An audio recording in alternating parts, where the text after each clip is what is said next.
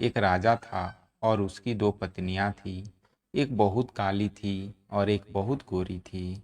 जो गोरी थी उसको अपने गोरेपन का बहुत घमंड था और जो काली थी वो बहुत भोली भाली थी।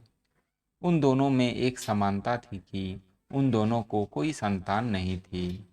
राजा बहुत दुखी रहते थे क्योंकि उसको लगता था कि मेरी भी कोई संतान होनी चाहिए।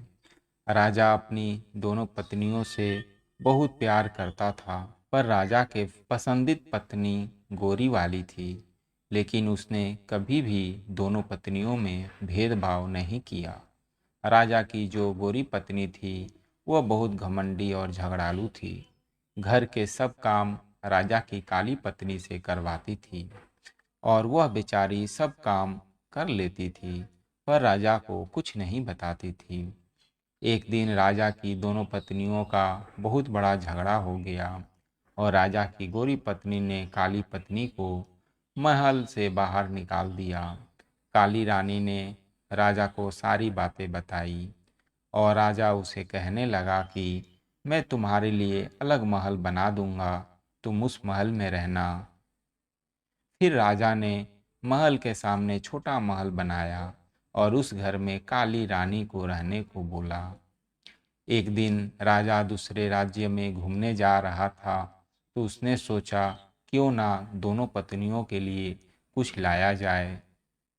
दोनों को क्या क्या सामान चाहिए मुझे बता दो, मैं तुम दोनों के लिए लेकर आऊँगा।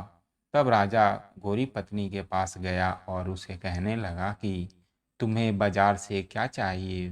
तो वह बोली मुझे मेकअप का सारा सामान चाहिए। फिर वह काली पत्नी के पास गया और उसे कहने लगा कि तुम्हें बाजार से क्या चाहिए। फिर वह राजा से बोली कि मुझे एक छोटा बंदर चाहिए। वह बोला कि ठीक है, मैं लेकर आऊँगा। कहकर राजा वहाँ से चला गया।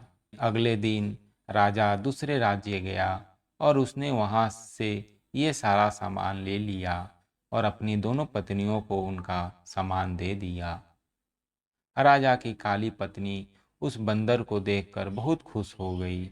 वह बंदर उस रानी का सारा काम करता था, उसके साथ खेलता भी था। वह काली रानी उस बंदर को अपने बच्चे जैसा प्यार करती थी। एक दिन अचानक काली रानी बहुत बीमार हुई, पर उसे देखने राजा नहीं आया। बंदर को बहुत गुस्सा आया और वह राजा के महल चला गया। राजा से कहने लगा कि मेरी माँ जैसी रानी को देखने आप क्यों नहीं आए। बंदर के डांटने के बाद अगले दिन राजा रानी को देखने के लिए घर आता है। दवाई और खाने पीने की चीज़ें देकर चला जाता है। वह रानी उस बंदर को बताती है कि मुझे संतान होनी चाहिए थी। वह बंदर उस रानी को बोलता है कि आप टेंशन मत लो, आपको संतान जरूर होगी, मैं भगवान से प्रार्थना करूँगा। अगले दिन वह बंदर घर से गेहूं का आटा लेकर मंदिर जाता है और गेहूं के आटे को गूंथता है और उसमें दो आँखें, एक नाक, दो हाथ, पैर ऐसे बनाता है और भगवान से प्रार्थना करता है। भगवान उस बंदर की प्रार्थना सुनकर उसे आटे के गोले को एक छोटा बच्चा बना देते हैं और वह बंदर उस बच्चे को देखकर बहुत खुश हो जाता है। बच्चे लेकर काली रानी के गोद में दे देता है। काली रानी उस बच्चे को देखकर बहुत खुश हो जाती है, बंदर का शुक्रिया करती है।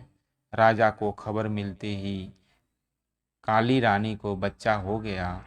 राजा बहुत खुश हो जाता है, उसकी खुशी का कोई ठिकाना नहीं रहता। ढोल नगाड़े लेकर रानी के घर जाता है, उसे महल आने के लिए कहता है। काली रानी खुशी से अपने बच्चे को लेकर महल जाती है और राजा उस गोरी रानी को घर से निकाल देता है और काली रानी को अपने पास रख लेता है। इस कहानी से हमें यही सीख मिलती है कि कभी भी किसी बात का घमंड नहीं करना चाहिए।